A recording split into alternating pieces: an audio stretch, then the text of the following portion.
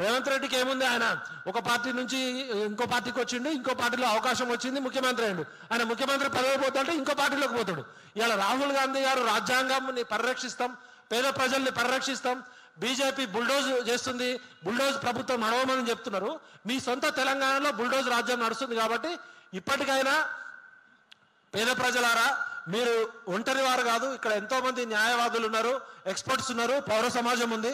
కోదండరామ్ గారు కూడా దీని మీద మాట్లాడాలి, ఆకునూరి మురళి మాట్లాడాలి, హరగోపాల్ గారు మాట్లాడాలి. పౌర సమాజంలో కాంగ్రెస్ ప్రభుత్వం వాడడానికి పనిచేసిన మేధావులంతా ఇలా మేధావులు నోట్లో నేను అడుగుతున్నా. అదేవిధంగా చాలా ఛానల్స్ మరి వస్తాయనుకున్నా. చాలా ఛానల్స్ ఏం చేస్తున్నాయంటే బాధితుల తరపున కవర్ చేయట్లే, ప్రశ్నించే గొంతులు మేమే కేసీఆర్ ప్రభుత్వాన్ని పడగొట్టమని చెప్పిన ఛానల్స్ కూడా బిల్డర్స్ మధ్య గ్రూపుల మధ్యకు పోయి ఒక బిల్డర్ తరపున ప్రోగా, ఒక బిల్డర్ తరపున యాంటీగా చేస్తున్నాయి. మరి బిల్డర్ల తరపున డబ్బులు తీసుకొని మీరు చేస్తున్నారా?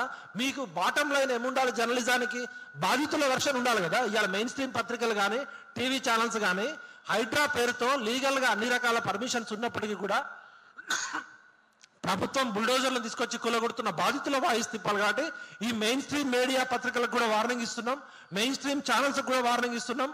తెలంగాణ ఉద్యమంలో మీ పాత్ర ఏ విధంగా ఉందో ఎక్స్పోజ్ చేసినాం. ఇప్పుడు పేద ప్రజల తరపున కొట్లాడడానికి పౌర సమాజం అంతా కదలాలని కోరుకుంటూ, వినాయక్ రెడ్డి సార్ అనుభవం ఉంది మా అందరికీ, గురువు గారు సార్ మీరు లీడ్ తీసుకోండి. పౌర సమాజంలో ఉన్న అన్ని రకాల జర్నలిస్టులు కావచ్చు, న్యాయవాదులు కావచ్చు, ఉద్యమకారులు కావచ్చు, మేధావులు అందరినీ కూడా కలిపి బాధితుల దగ్గరికి వెళ్దాం.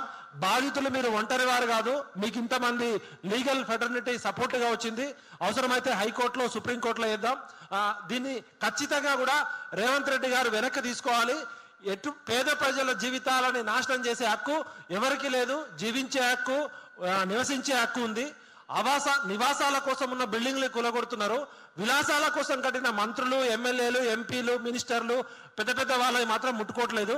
దీని వెనకాల ఏదో గుడుపుటాను ఉండే అనుమానం వస్తుంది. కాబట్టి ఖచ్చితంగా రేవంత్ రెడ్డి గారికి మేము డైరెక్ట్ వార్నింగ్ ఇస్తున్నాం.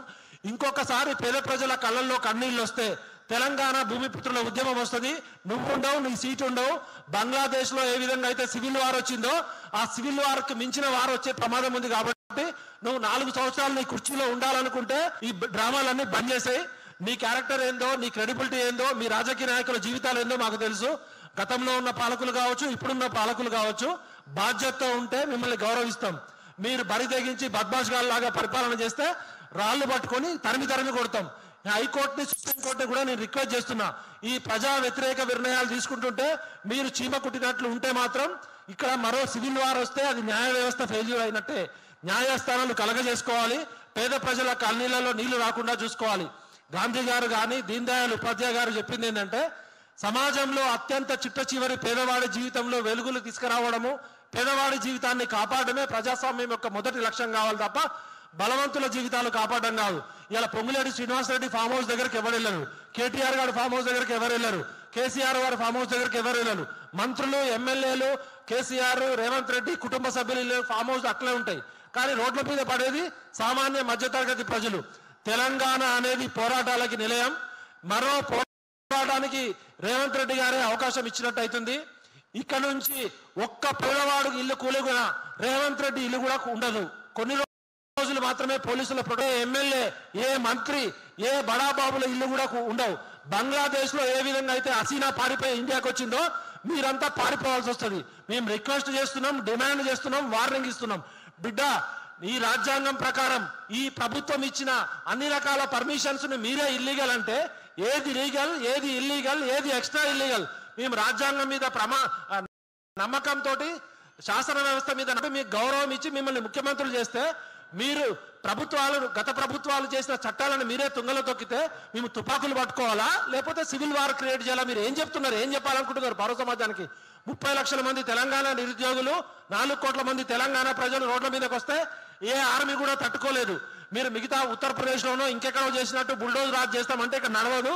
రేవంత్ రెడ్డి కాదు, కేసీఆర్ కాదు, పెద్ద పెద్ద నియంత్రణలే దించినాం. మీరు బాధ్యతతో పరిపాలన చేస్తే మిమ్మల్ని గౌరవిస్తాం. మీరు బాధ్యత మరిచి నయీం లాంటి పాలన చేస్తామంటే మిమ్మల్ని 100 అడుగుల పాతాళంలో బతుకుండగానే బొంద పెడతాం. ఏ ఒక్కళ్ళు కూడా పేదోళ్ళ కంటో కన్నీళ్ళు వస్తే తెలంగాణ పౌర సమాజం చచ్చిపోలేదు, తెలంగాణ పౌర సమాజం బతికే ఉంది. తెలంగాణ ప్రజలు మీకు అండగా ఉంటారు. జై తెలంగాణ.